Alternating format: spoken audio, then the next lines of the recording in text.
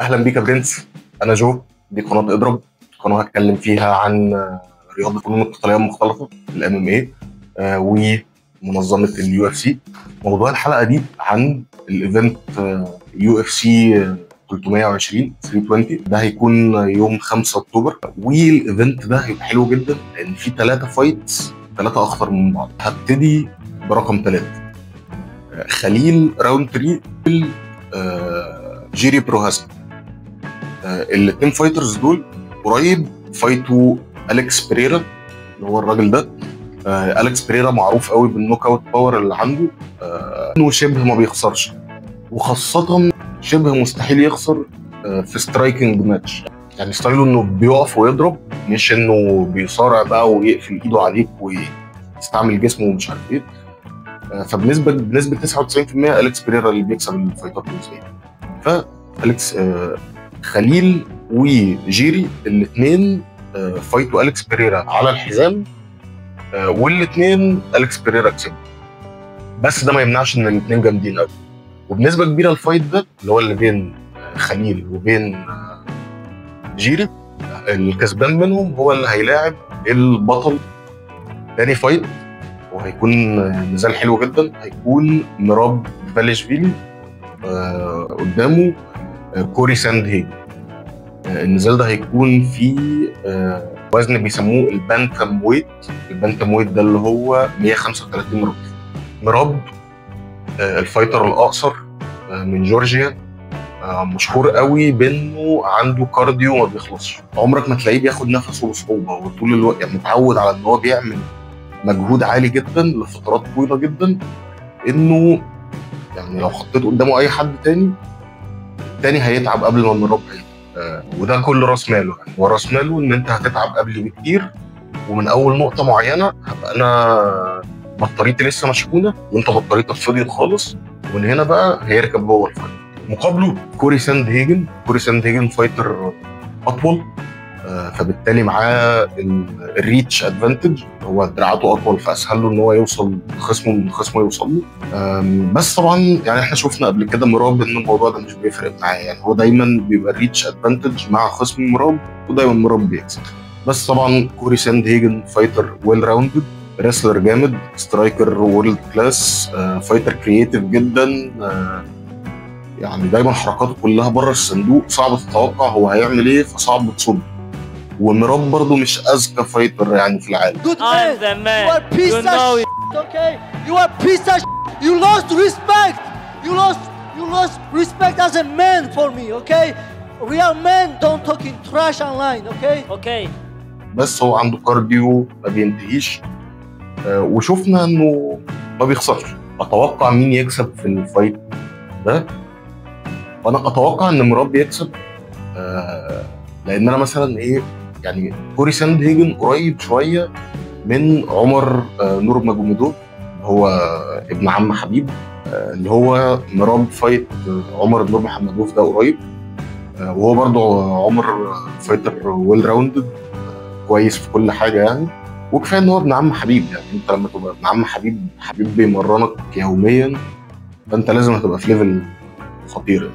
ومع ذلك حصل برضه نفس الموضوع. عمر كان في اول 2 أو 3 راوندز، اول 2 أو 3 جولات كان عارف يأدي، كان عامل اداء محترم وكسب جولات منهم. بس من اول نقطه معينه، من اول اخر راوند 3 واول بقى راوند 4 و5، من هنا ده بطاريته خلصانه وده بطاريته مشحونه، وكان الفرق بينهم يعني واضح. وعمر يا دوب عارف يعني بيحاول ياخد نفسه، ومراب مش حاسس باي تقل، يعني عادي ممكن يقعد مكمل لحد اخر. فبالتالي مضطر اختار مراب، مع ان انا بالنسبه لي كوري فايتر ممتع اكتر بكتير عن مراب. ان يعني ما بقتش خلاص بشك في مراب يعني انه هيكسب. بنفس اليوم بقى، واهم فايت، احلى فايت، هو فايت بين اليكس بيريرا وبين محمد انكلايف. اليكس بيريرا فايتر برازيلي، اظن كلنا عارفينه يعني دلوقتي. هو الراجل ده اليكس بيريرا مشهور قوي بانه عنده نوك اوت باور ما شاء الله، يعني الليفت هوك بتاعه نيم بيه ناس كتير جدا واسامي تقيله يعني. الفايت ده بقى بين اليكس بيريرا وبين انكلايف فايتر داغستاني.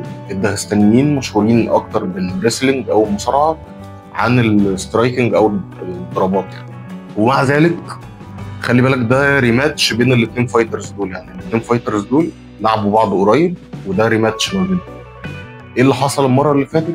محمد انكلايف عمل عكس متوقع تماما، كسب أليكس بيريرا وكسبه كمان بالسترايكنج، يعني ما كسبوش خضاع او بريسلينج او كده، لا هو وقف مع أليكس بيريرا وضرب أليكس بيريرا اكتر ما اتضرب وعمل دامج اكتر ما اخد دامج، ودي كانت حاجه غير متوقعه يعني، ومحتاجه جرأه بنت لذينه انك يبقى عندك الاختيار انك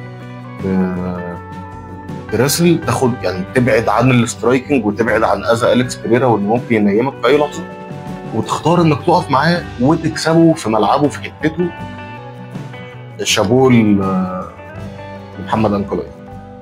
الريماتش طبعا بيبقى صعب قوي ان الواحد يعرف ايه اللي هيحصل فيه، لان الاثنين فايترز اوريدي دخلوا مع بعض الكيج واوريدي جربوا ان هم يلعبوا بعض ويفايتوا بعض، فبيبقى كل واحد جاي بقى وهو اوريدي ايه ظبط حاجات معينه.